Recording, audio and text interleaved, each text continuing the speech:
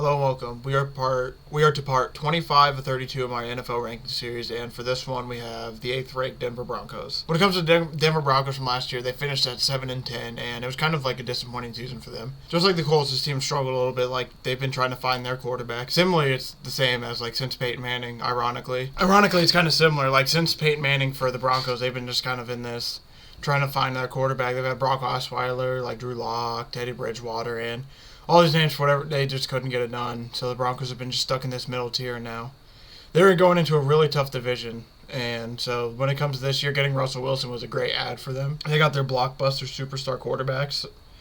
So now it's going to be interesting to see, now that they have the quarterback, can this team take that step over the hump? So as I said, they finished last year 7-10, and I mean, they started off 3-0 yet again. Yeah, between Teddy Bridgewater and Drew Lock, I mean, that just was a shaky season for them.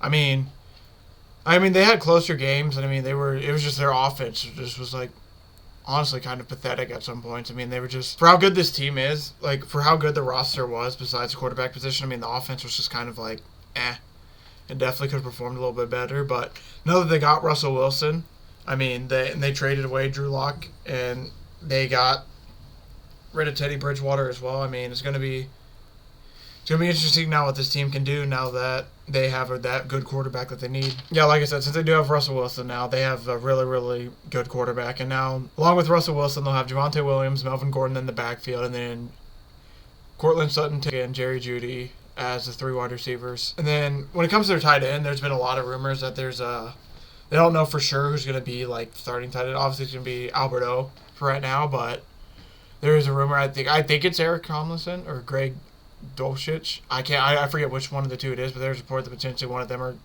close to stealing reps from him.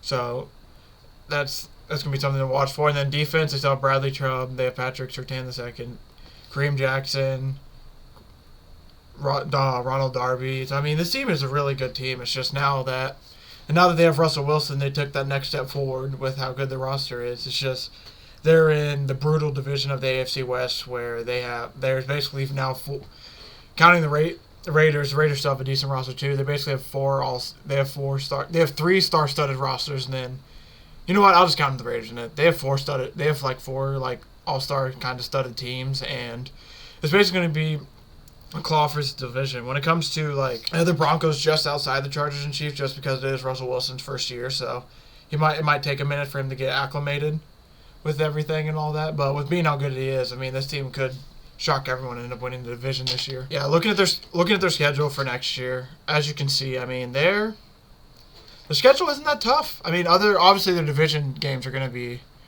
iffy, but this could be one of those teams that last year with the NFC West where this team, the Chargers and the Chiefs, all end up in the playoffs somehow. Because other than those division teams, Seattle should be pretty. Russell Wilson week 1 in Seattle. That's going to be a really good matchup. So that game and the Baker Carolina game is going to be an interesting game to keep the eyes on.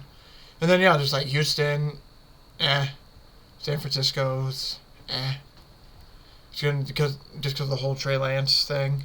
And then Vegas, like I said, Vegas is going to be, since their division kind of be good. The Colts would probably be a pretty good game. Chargers going to be a good game, but then New York, Jacksonville, Tennessee, Carolina. What's really going to get them is the back end of their schedule, because they have an easier first 8 games, and then their weeks 10 through 18 is kind of brutal for them. Because other than Tennessee and Carolina, which compared to the rest of the teams are kind of bottom, lower tiers.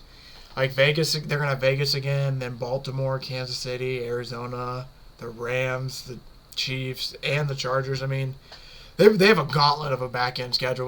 Going into the playoffs, it'll be good for them because they're getting all these tough games in. So they find a way to make the playoffs. They'll probably be one of the better prepared teams out of all of them. It's just when it comes to what they're going to do this year, I think they're going to be about a 10. I think they should still be a 10-win team regardless.